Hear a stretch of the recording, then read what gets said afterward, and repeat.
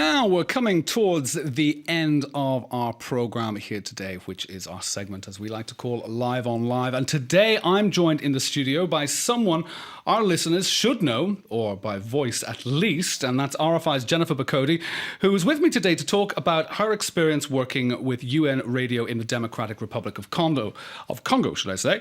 Radio Okapi Kindu is Jennifer's newly published memoir that recounts her arrival in the heart of the DRC and the professional and emotional learning curve that she found herself in back in 2004. Jennifer, I haven't seen you in a few weeks. It's great to see you today. You too, David. Thank you for having me. Thanks, everyone. And what I would like to first ask you is, well, a little bit of background from yourself. You're from Halifax, Nova Scotia, Canada. How did you find yourself 2,000 kilometers up the Congo River in Kindu, which is pretty much, if you look at a map of Africa, it's pretty much the heart of Africa? It is. And how did I find myself? It was sitting here, I would say, at exactly this microphone, except we used to be somewhere else, didn't Maison we? de la Radio, yes, that's right. we did. The good old days here in Paris. I was working for Radio France International. And as we know, as the listeners know, we do a pretty good job, if I may say so, of covering African news relative to other Western media, if we want to use that as a benchmark. And at the time, in 2002, I think we'll remember that this was the early days of the Congo coming out of the war process that had been a huge civil Africa's war. First World War, as Exactly, they say. as former U.S. Secretary of State Madeleine Albright had called it that, others too. And yeah, I was fascinated by the situation at play and what it meant for newsmakers and news reporters.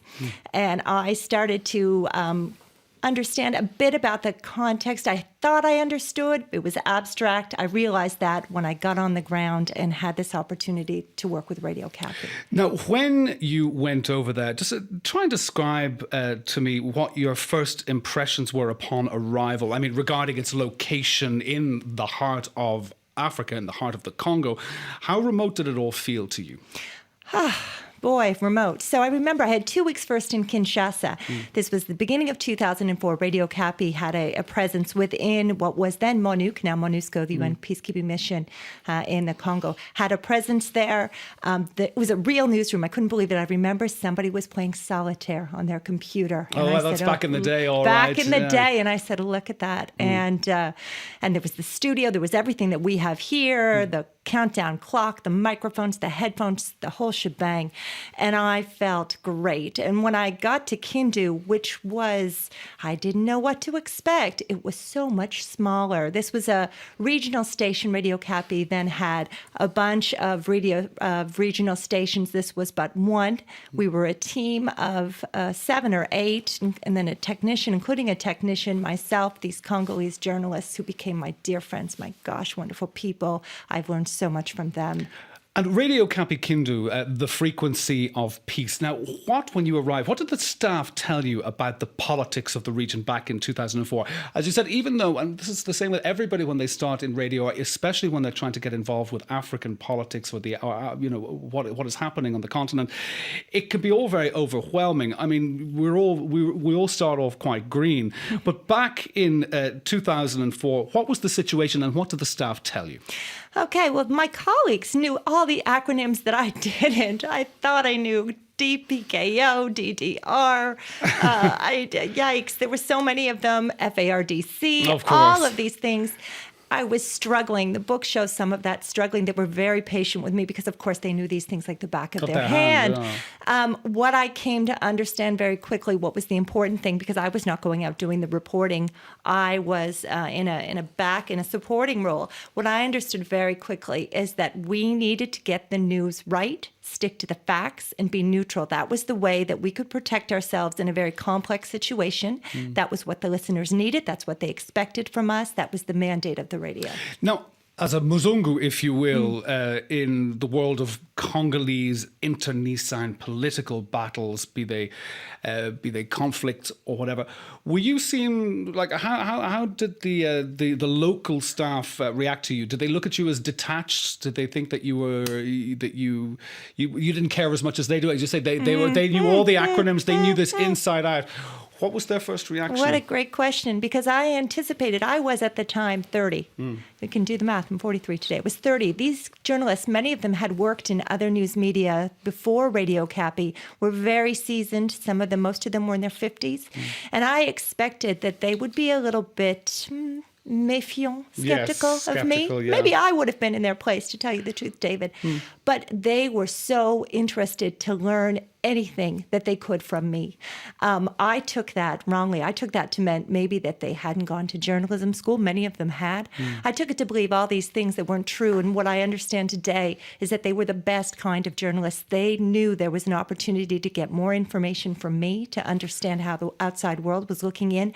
And they took it. They soaked it all up. And just tell me, in Kindu, what languages did you broadcast in? Was it Swahili, French, Lingala, English? Well, not English. Me, I spoke in English, and God love them for putting up with my bad French and non-existent Swahili. It was French and Swahili. French and Swahili. Okay. Now let's just see. I mean, first and foremost, how does one get to Kindu? Okay, a lot different now than it was in 2004.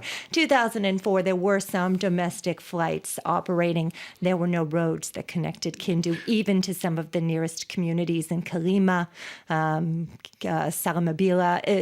There was nothing. People would talk about the axe, the road that eventually led you to some place. So no, there was no connection. There was this air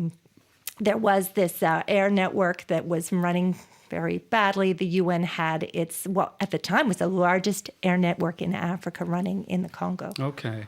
Now, let's just say when you arrive in Kindu, you've taken your flight from Kinshasa to Kindu.